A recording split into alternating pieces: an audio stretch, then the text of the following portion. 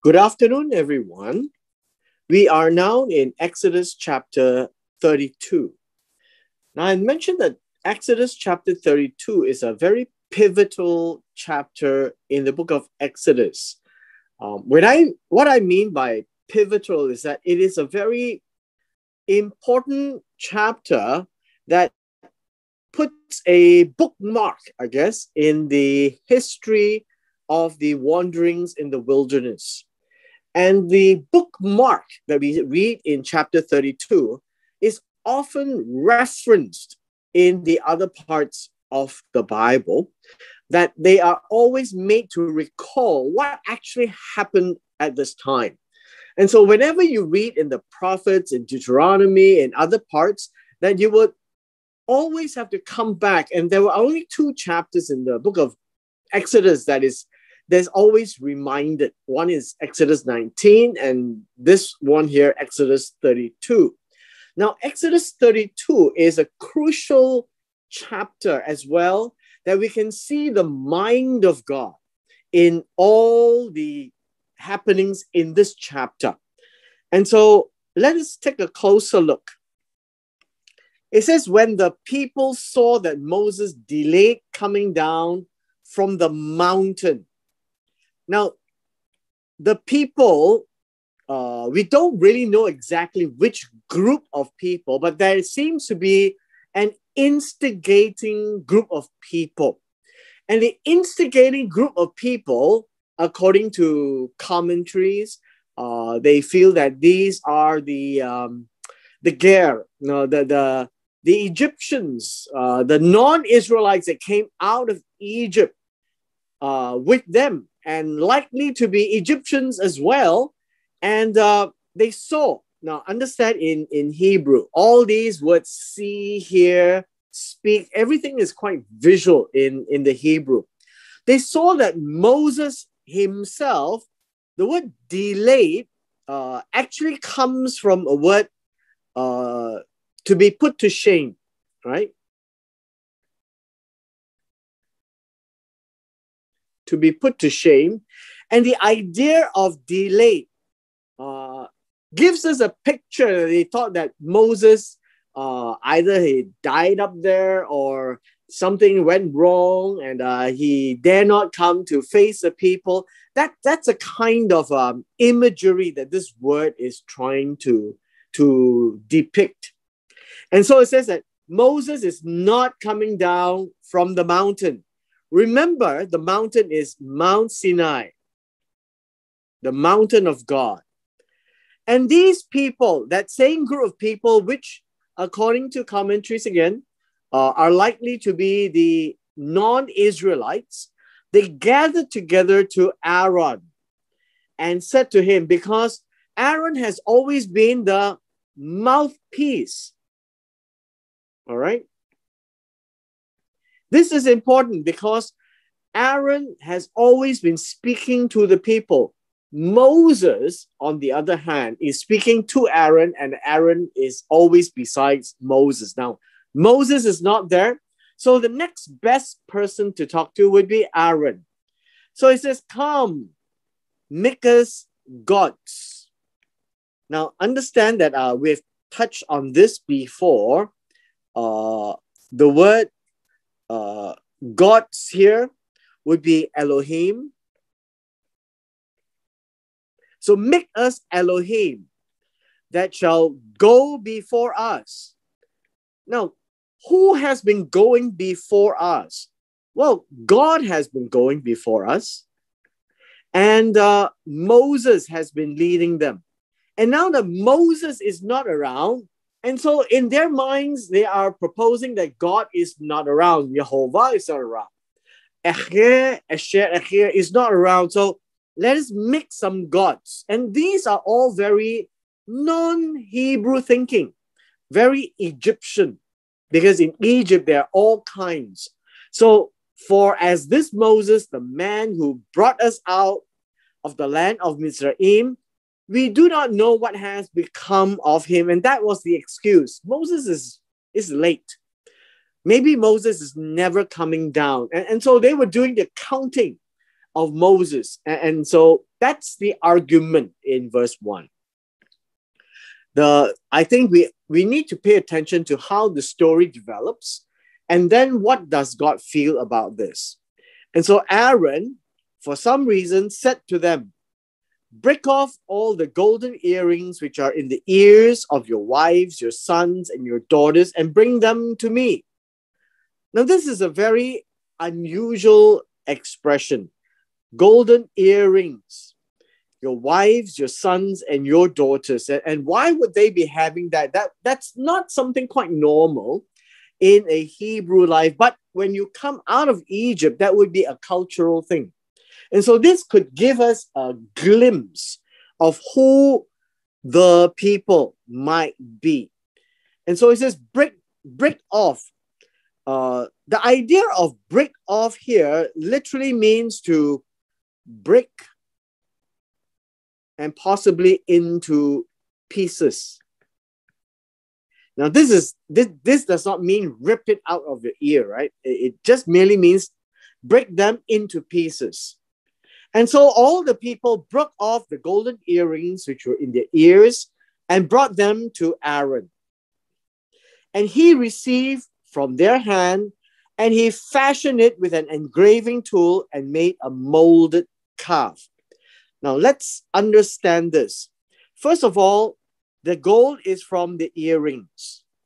And hence, we must now understand that it is not a lot of gold. It is just enough gold to be molded. So he has to melt it and then put it into a mold. And this is what it says. This is a molten image of a calf, and this would be a bull calf. And so understand there will be horns, very much like the Aleph, right? The bull horn.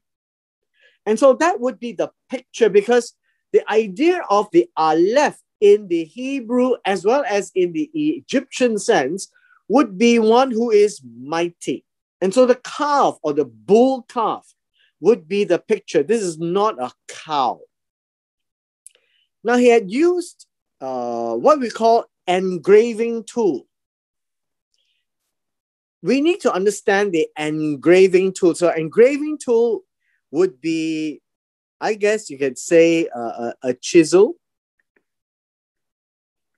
or a writing tool. And so it would probably be that it was molded into a mold, some form of a bull calf, and he wrote something on it. That would be the purpose of the engraving tool. And so what I'm trying to allude to is this, that this particular bull calf, it is not a big one. It would be a small little figurine, I would say. So I think we could use it as a figurine. It's not a size of a calf, right, or a bull. It is a figurine in the shape of a bull calf with the horns.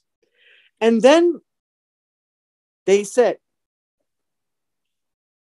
who is this they, right? They would be very much their hand, which means it's all the people with the golden earrings. And these would be the people here. So it is not all the people. It is some of the people with particular leanings to an Egyptian god, perhaps, right? And this would be the group of people that's instigating this problem here. And they said, not Aaron said, they said, this is your God. Now in verse 4, they said, this is your God. This is your Elohim. O Israel. And this is where it is a picture of the non-Israel. That is the implication. All right, implication. So I'm just putting implication because the text doesn't really say. So we're taking a little bit from the implication. O Israel, who brought you out of the land of Egypt. So there is a group of people that is trying to replace God or Jehovah with the bull calf, with a new El or a new Elohim. Now, moving forward, and you can see in verse 6, something happened. So when Aaron saw what the people had done with the bull calf, he went to build an altar before it. Now, understand, an altar. An altar, a mitzbeach. A mitzbeach is always made of stones stacked up. And it's intended to slaughter something for an offering. And this is what so Aaron knew about this kind of an offering. So Aaron made a proclamation and said, tomorrow is a feast to the Lord. Now understand this, a feast is a hug. That's the word for feast, a hug. And the feast literally means, I guess, a form of merriment, of jumping and dancing around. It's a celebration.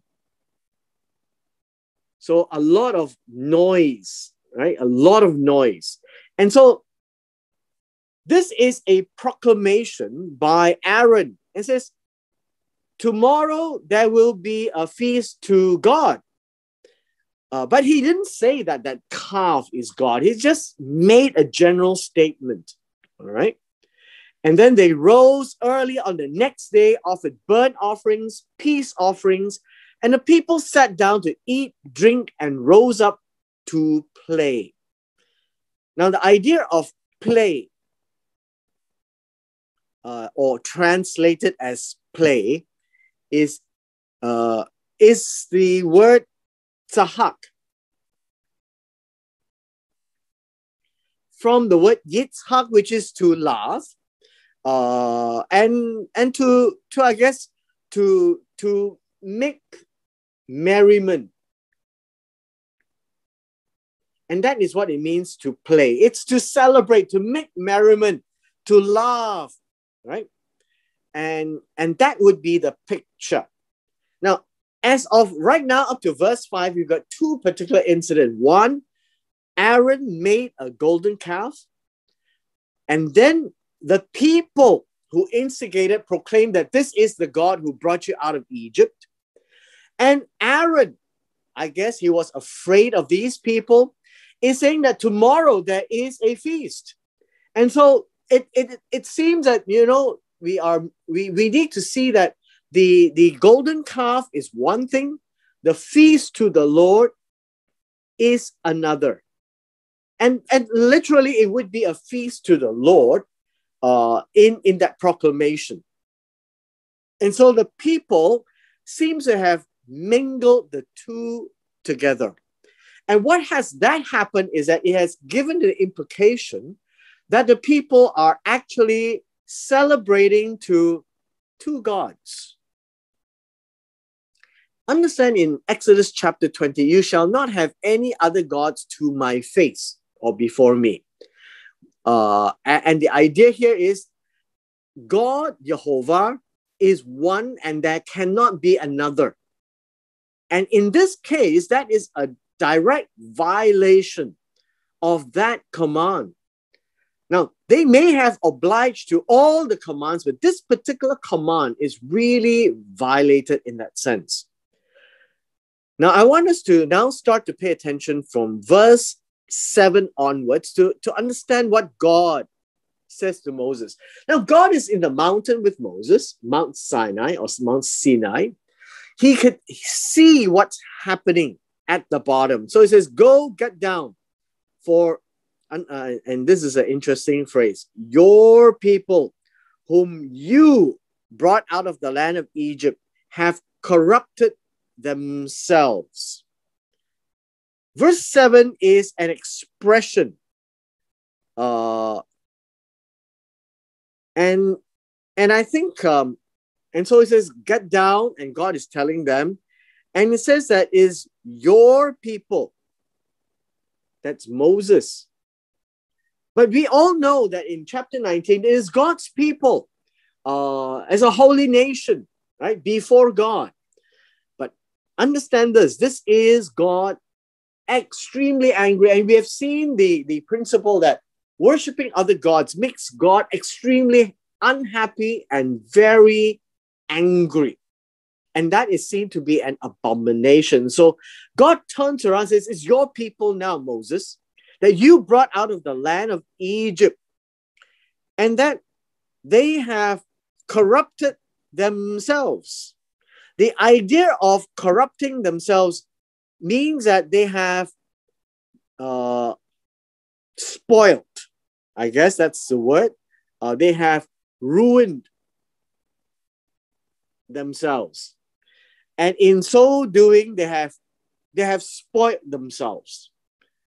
They have turned aside.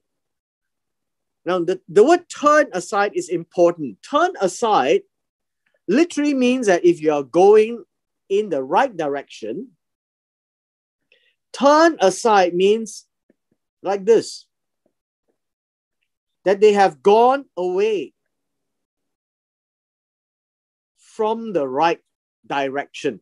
That is what it means by turn aside. And so making the golden calf and celebrating the feast of God together with the golden calf is turning aside. They have turned aside quickly out of the way. The way is derech, that's the journey, the path. That is the right path which God has commanded them. They have made themselves a molded calf and they have worshipped it. Now, the word worship, as I had mentioned to you, this is to bow down. And then they have sacrificed to it. Now, the idea of sacrificing to it is the slaughter. And the offerings that they made earlier on, the burnt offering, the what else is there? The burnt offerings and the peace offering, right? This is the burnt offering and the peace offering. That's what they have done. And they treated that as Jehovah. And so they have merged the two together. And in God's mind, it is an abomination. It's not the ritual. The sacrifices means nothing if you are not sacrificing to God himself. And said, this is your God, O Israel. And the idea of God would be Elohim, right? This is your Elohim, O Israel, who brought you out of the land of Egypt. And so God is telling Moses, this is absolutely wrong. And the Lord said to Moses, I have seen. Notice, it's not in the thoughts of the people. God has seen the actions. And so remember, in Hebrew, they are all very concrete. They have done something. You cannot punish a person in the Hebrew context that he may have just thought about it because you don't know what's in their mind. And even if God would know, but God doesn't judge that. And God will want man to correct themselves. And so God is saying they are a stiff-necked people. Understand the word stiff-necked? This is literally hard neck. And very oriental as well, stiff-neck or hard neck means stubborn. God has said to do one way, they have decided to listen to somebody else and do it another way. And so that is called stubborn. Look at God's wrath. God's wrath is shown because of idolatry. Understand this, throughout the history of the Israelites, the anger of God is maximum when there is idolatry, when they make other gods before Jehovah. So he says, let me alone in verse 10. Let me alone. And the idea of alone here means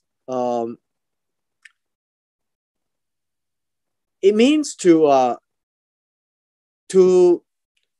leave me alone, abandon me, right? Just let me be. That's the picture. Let me alone. This is a very graphic picture, and it's also a picture lesson. Let me be. Don't disturb me. That's the picture that God is placing here, right? That my wrath may burn hot against them, that I may consume them. And the word consume them, well, I guess you can say that in verse 10, the idea of consume them is to bring them to an end, finish them, right? Finish them. Bring to an end.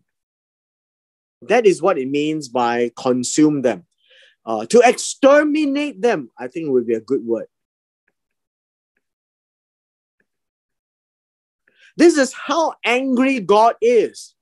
Now, as you can see, whenever they worship other gods, when they turn away from God, and they go and serve other gods, they bow down to other gods, it literally makes God extremely hot.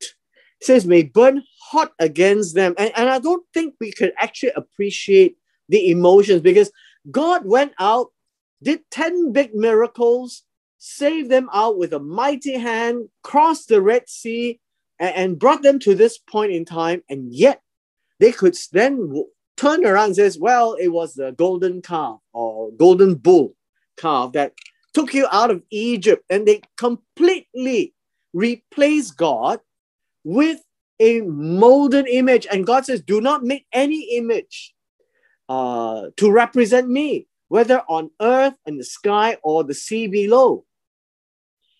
And so God says, I am going to completely annihilate them. That is how angry God is. And I'm just trying to give us a picture how angry God is at that point in time. And look at what God says. And I will make of you a great nation. You is Moses. And so God says, I will do a restart. That is how angry God is, that all Israelites must die, but the family of Moses will start again. And God is prepared to start again. Now, in the book of Genesis chapter 6, when men were corrupt, God was willing to start again. And that's the picture. And God started again with Noah and his family. Right? Noah, his wife, his 3 sons, and the wives of the 3 sons. So eight of them was restarting the world again of humanity. And here God wanted to do the same. So you could see that when God gets angry, he destroys everything and he's prepared to start again. Now, this is in the mind of God, obviously, and God is now expressing it to Moses. I will make you the great nation. I don't want Israel anymore. This is a stiff-necked bunch. I brought them out of Egypt, and now they make a bull calf and say that is Jehovah. How can that be? And so this is your people. I guess you could say that, when arguments happen at home, the mother would say, no, your son is not obedient, or the father would say to the wife, your daughter is like that. And so that is the kind of picture that we're getting here. And God says to Moses, your people. Now, of course, it is God's people. And yeah, it's Moses' people because it's their brethren, right? But it is ultimately God's people, and God doesn't want them anymore. That's how we can see it in the language. And God is prepared to restart.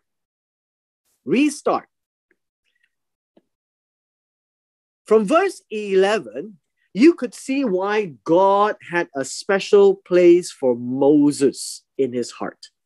And that Moses stands out of all the other people in history of Israel.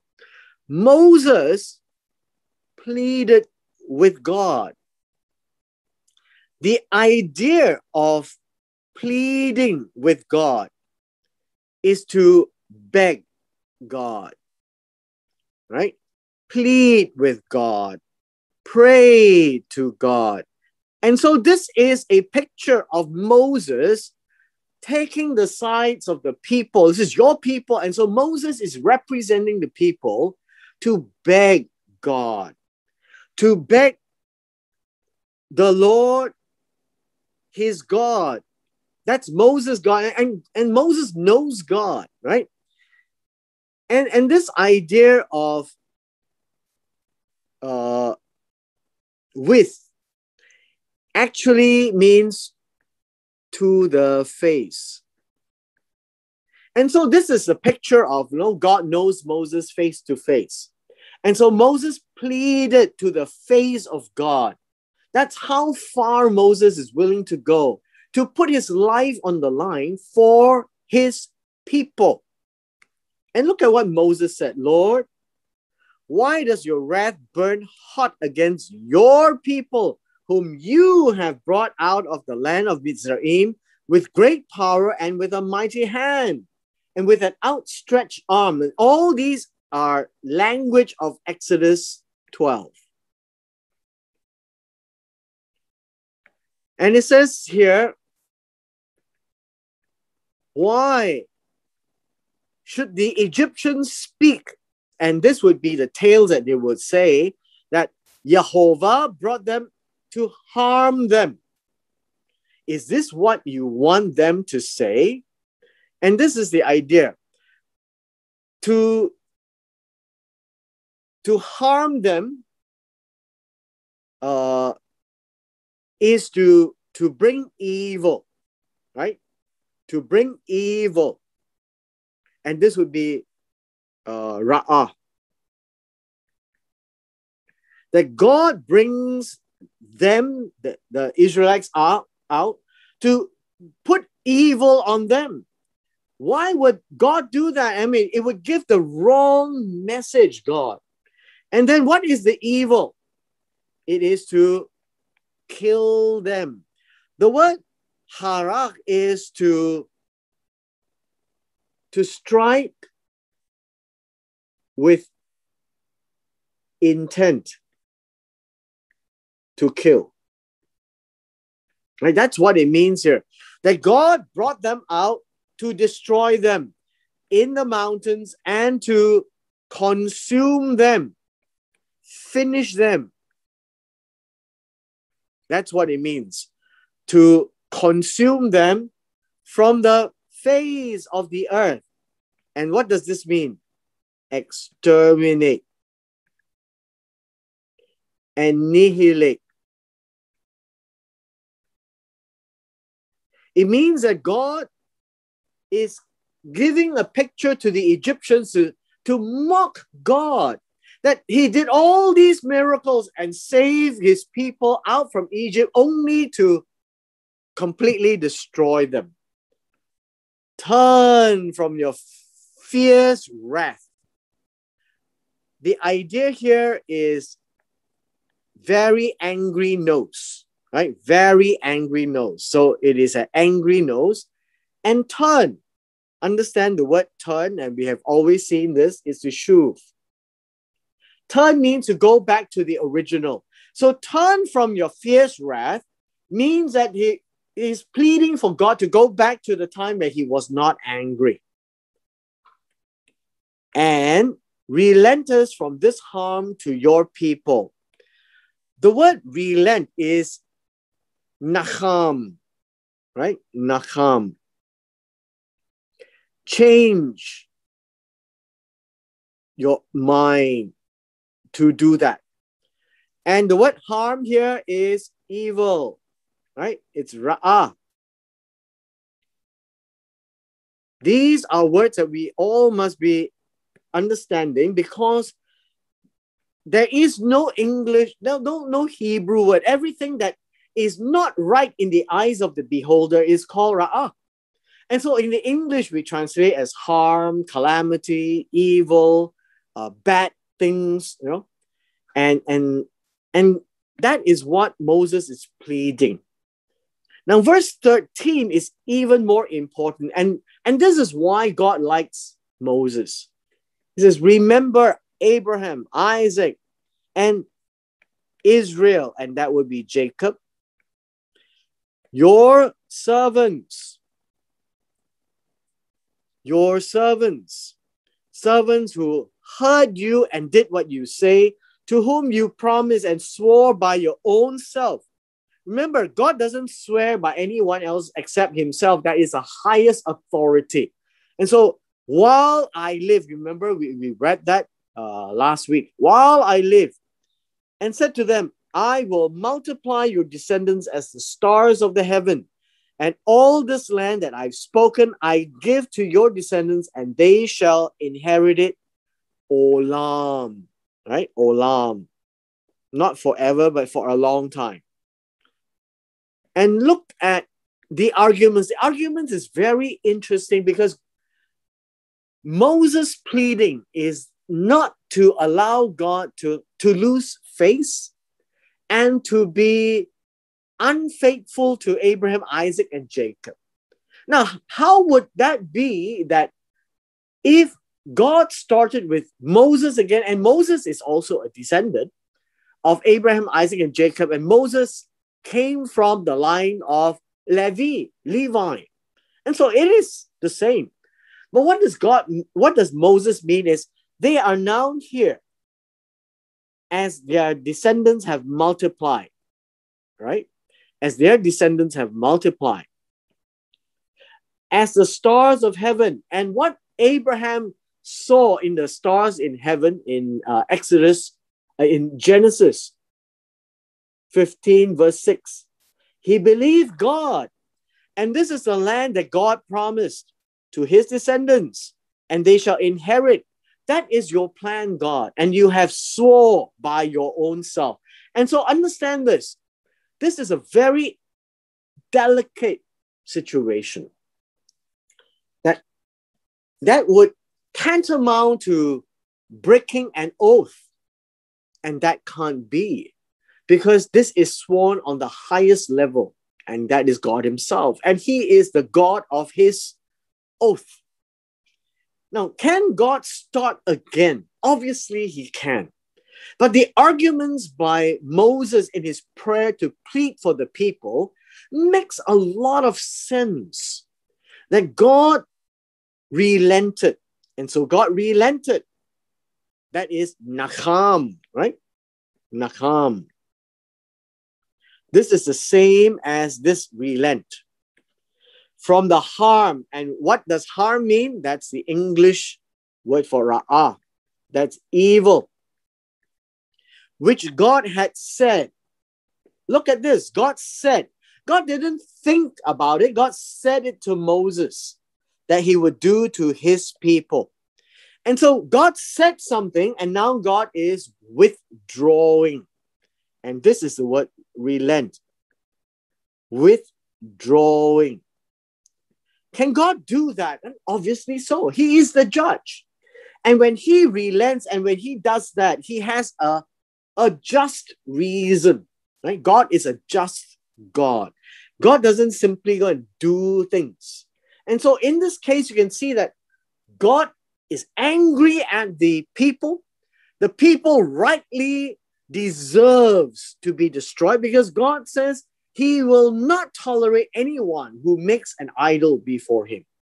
And these people did just that. And so God says, okay, Moses, I hear you. You can see, does prayer work? And obviously you could see that this is prayer, right? Moses pleaded with God, prayed with the Lord your God. So if you know God and you pray to God, things can change. You can see. Did it change? Yes. The prayer was for God to change his mind. Stop doing this evil that he said. And so God withdrew the evil that he said. So whatever God said, God took it back and said, okay, Moses, you make a lot of sense. And so you can see Moses is like a friend with God, and Moses walked with God. And so Moses could act on behalf of God because Moses thought God's thoughts. And so in Exodus chapter 3, 4, 5, and 6, you could see the interaction of the early days of Moses. And God already saw the heart of Moses. And God made Moses an Elohim to Aaron. And so whatever Moses received from God and Moses told Aaron, Aaron will repeat it exactly as God would have it. And Moses would be an Elohim to Pharaoh because Pharaoh is also an Elohim to his people. And so two Elohims would be on the right standing to engage with each other. And so Moses is an Elohim. But in this case, Moses knew his place. He was just an Elohim because God made him so, to represent God in the dealings with Aaron and with the Pharaoh. And now in this prayer changed everything. And Moses says, you cannot start with me, God. Look at what the Egyptians would say. That would not be desirable because there are Egyptians amongst them and the people needs to learn. And so God relented. Verse 15. Moses now went down from the mountain, and the two tablets of the witness, the two tablets of the witness here really means a reminder. I have shared with you all during Exodus chapter 20 of the Ten Commandments that is a reminder. A reminder of what? Now, a lot of people may misunderstand that this is a tablet of testimony, a testimony that reminds them of God, of who God is. So the 10 commandments or the 10 statements is really to tell them who God is.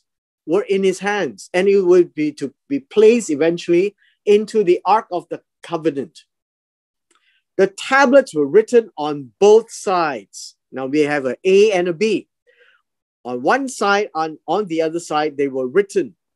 And so we have written on both sides is an A. And one side and the other side is B. It's talking about the same thing. It means that that tablet was written on this side and as well as the back, right? The front and the back. And there were two pieces all together. All right. Now the tablets were the work of God. And this is so important.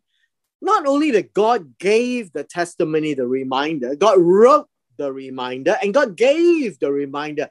And that is why the reminder is so important, because visually they now have in evidence the handwriting of God. That's the beginning of something written for the children of Israel. And the writing was the writing of God written on the tablets with his finger. Verse 17, Joshua was with him, and Joshua, Yahoshua, heard the noise of the people as they shouted. Remember the hug? They were jumping around and celebrating, and says, there is a noise of war in the camp. But Moses said, right? Moses said, it is not the noise of the shout of victory, nor the voice of the cry of defeat, but the sound of singing that I hear. remember, that is celebration. And so it was, as soon as he came near the camp, he saw the calf. Remember, this is the molten, golden bull calf, which is this picture, the Aleph, and the dancing. And Moses' anger became hot. You notice what is this similar to? It is reflecting Jehovah. He was hot. Now he knows. Now he is hot. Okay. And in verse 19, this is what he did. He threw down. He threw down the tablets out of his hands. And the word here is that it broke. Shavar means it is broken into pieces.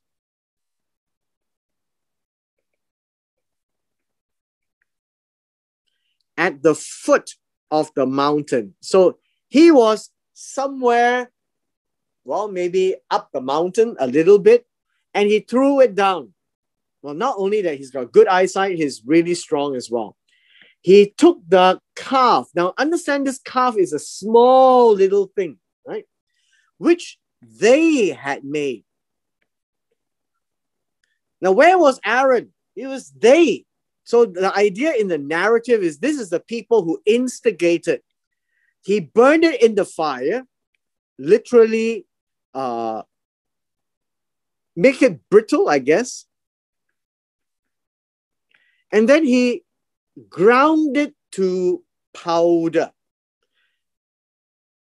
Ground it to powder means that he grinded it, and the idea is to crush it.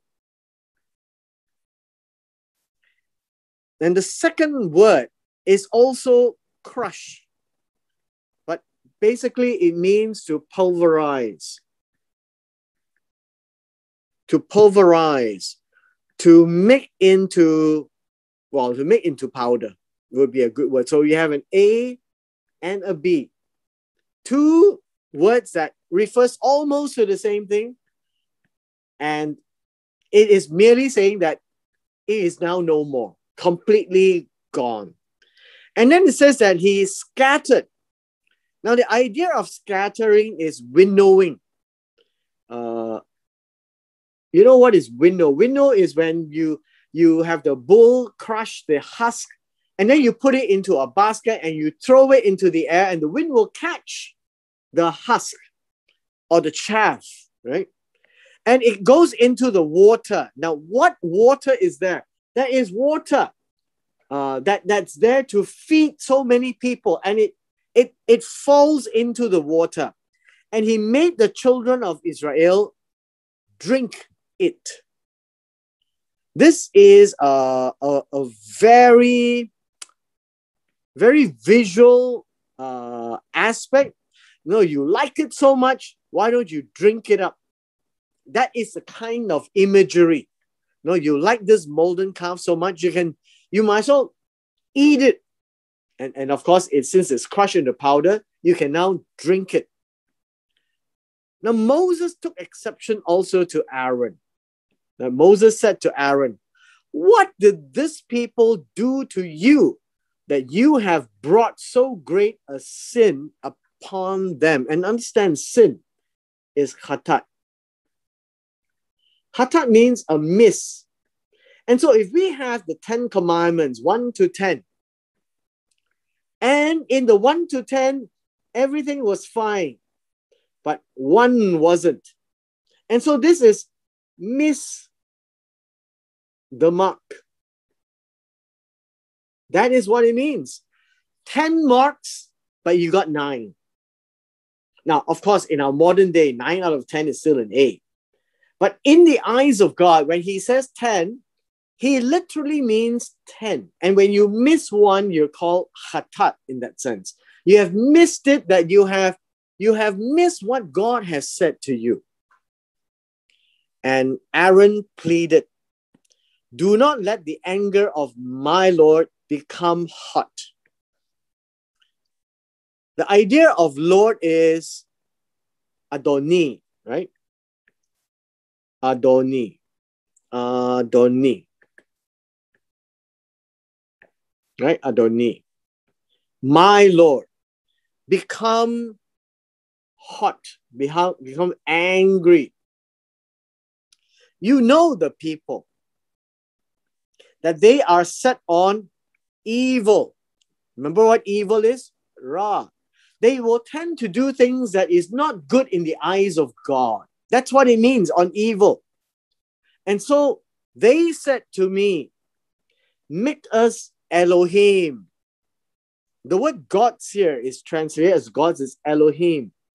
And it is very consistent, but everywhere is God and here is gods. So just be mindful. It's the same word, Elohim, that shall go before us. For this Moses, the man who brought us out of the land of Egypt, we do not know what has become of him. So I said to them, "Whoever has any gold, let them break them off." And they gave it to me. And this, remember, these were the earrings. And who wore earrings? And this would be the Egyptians, I believe, right? I think they were Egyptians. So they gave it to me, and I cast it into the fire, and this calf came out. Now, this seems to say that, well, I didn't do very much. It seems that there is a molten calf, and it seems to be miraculous. And this is what Aaron was insinuating. I know I threw the gold rings that was crushed into the fire. It was supposed to melt, and bang, it came out. There was a bull calf, small little bull calf, right? Small little thing that came out of the fire.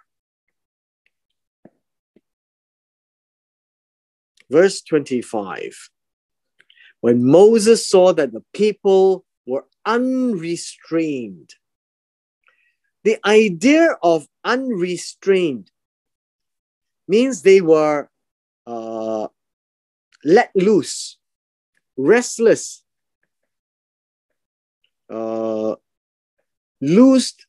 loosened from restraint. Means that they were not in control anymore. And so more and more you can see that the people were not the normal Israelites, but the normal Israelites were enticed to join them. For Aaron had not restrained them. And the word restrain them literally means to act as their leader, right? To act as their leader and to control them, right? Act as leader to and let them. Well, we can say that Aaron let them loose. And this is to their shame. Why is it saying that it was their shame? The idea of shame would be, if we want to use this word, it would be the scorn. That it will be to the mocking of their enemies. What are their enemies? Remember just now in their prayer, in Moses' prayer, this would be the Egyptians, right? The Egyptians. Because of their unrestrained, they were loose from their control.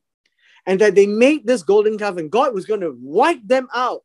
That would be the mocking of the Egyptians. It says, "Oh, Jehovah did all these things only to go and kill them all." So Moses stood in the entrance of the camp and said, "Whoever is on the Lord's side." Now, this is an important phrase. Whoever is on the Lord's side. in verse 26, who is to Jehovah?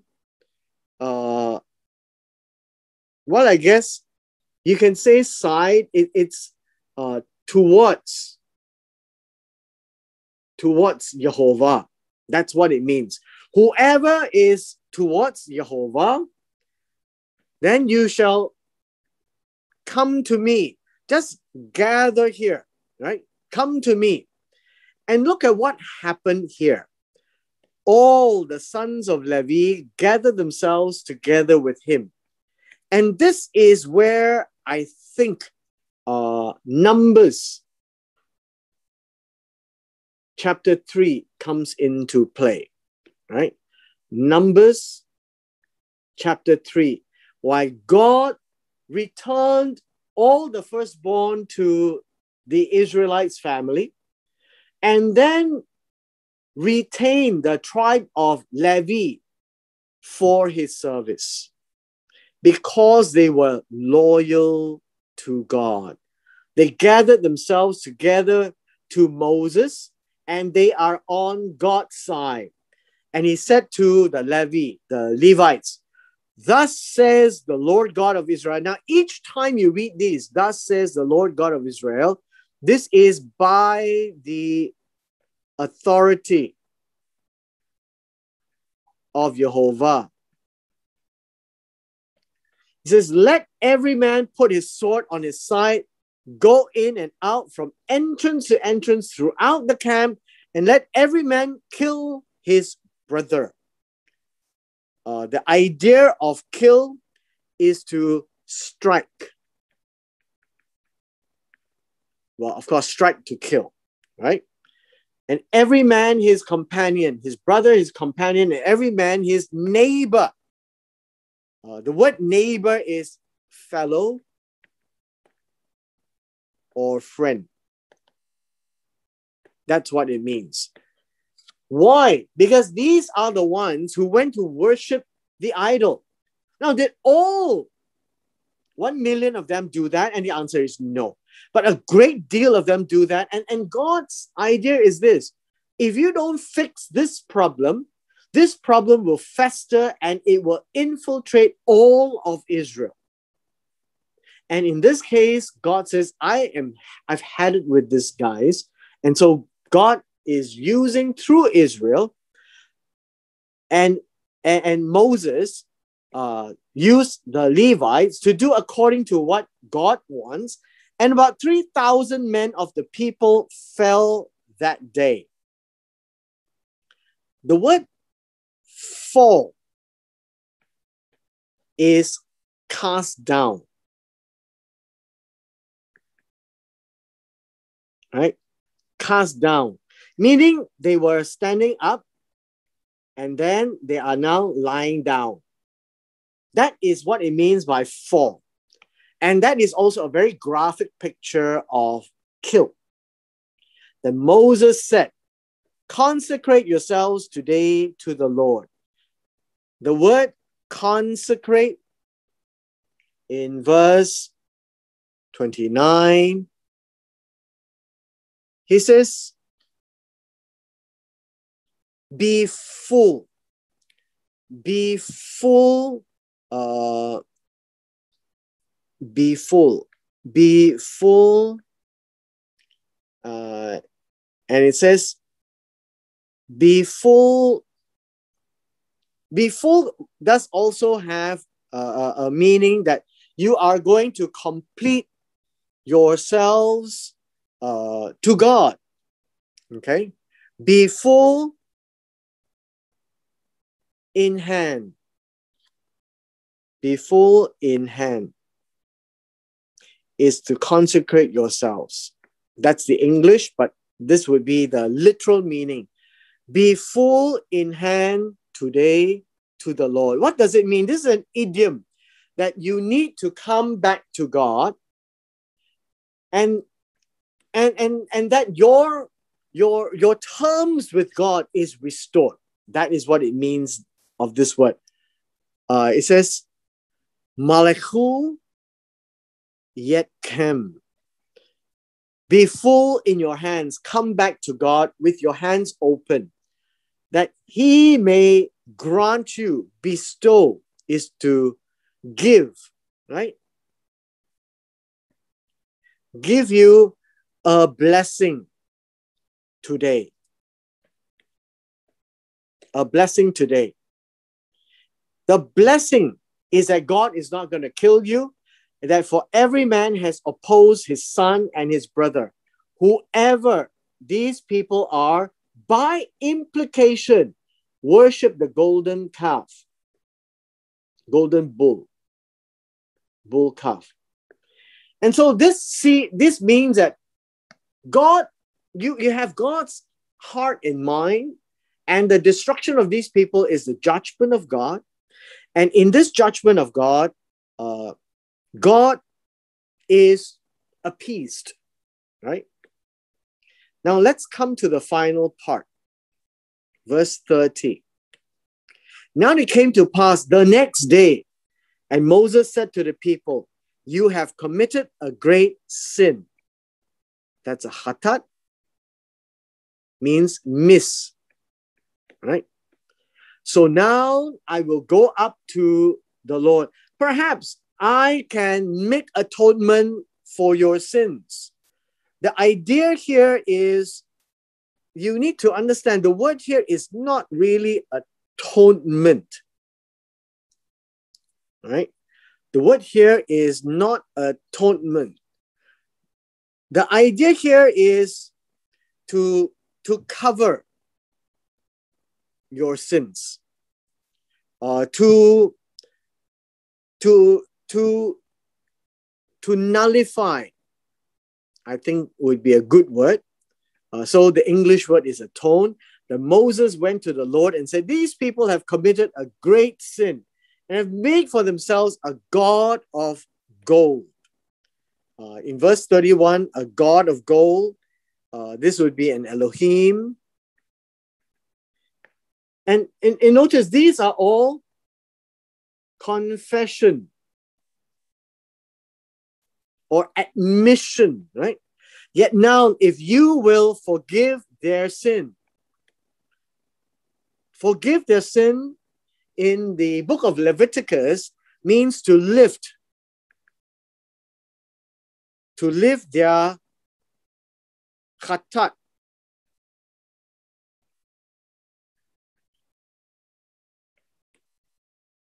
And the way to forgive their sins is essentially God says, yeah, I will forgive you. That's all that will happen.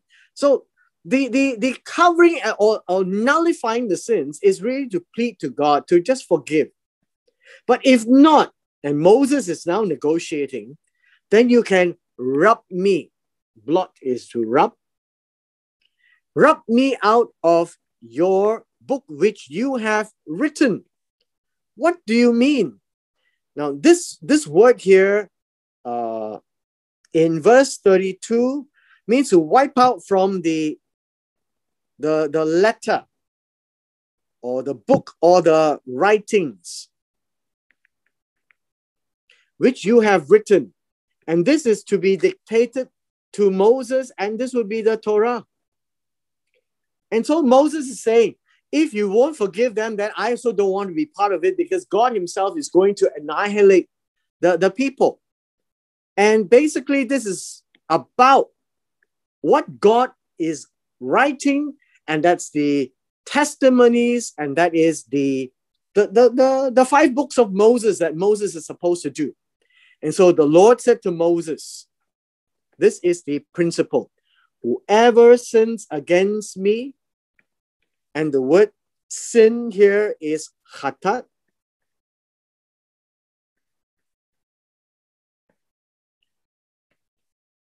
I will blot him out of my book, my writings. Right? We'll rub him out. And remember, the book here is the book that God is writing. In this case, we're reading now the 5 books of Moses. So now, therefore, go lead the people to the place which I have spoken to you, and my angel shall go before you. This is important. God says, I will go before you. And in the I will go before you, literally God means God is going to send his angel. So every time God says, I will do something, God has somebody else to do it. And that's why God is God. So the angel is actually to go before them, right? To go before them. And in the day that I will visit for punishment, I will visit punishment upon them for their sin. And so the Lord plagued the people because of what they did with the calf which Aaron had made. So look at this. The word plague. The word plague here literally means to strike. To strike the people because of what they did. Not what they said, but what they did. And in what they did is very, very specific to the golden bull calf, which Aaron made. So Aaron, understand the name is put here because he is party and he is guilty. And God will deal with him, literally, that they have made. And so with this, I hope that we can see that the idea is God is angry with idolatry, and God will only deal with those who have sinned. Whoever sins against me. So remember this, like Ezekiel 18, right? The soul that sins, it shall die. Whoever sins against me, I will deal with him. Take him out of the book that I'm writing. Basically, he will not be remembered anymore. And that would be the principle that God has. And with this, we come to the end of chapter 32.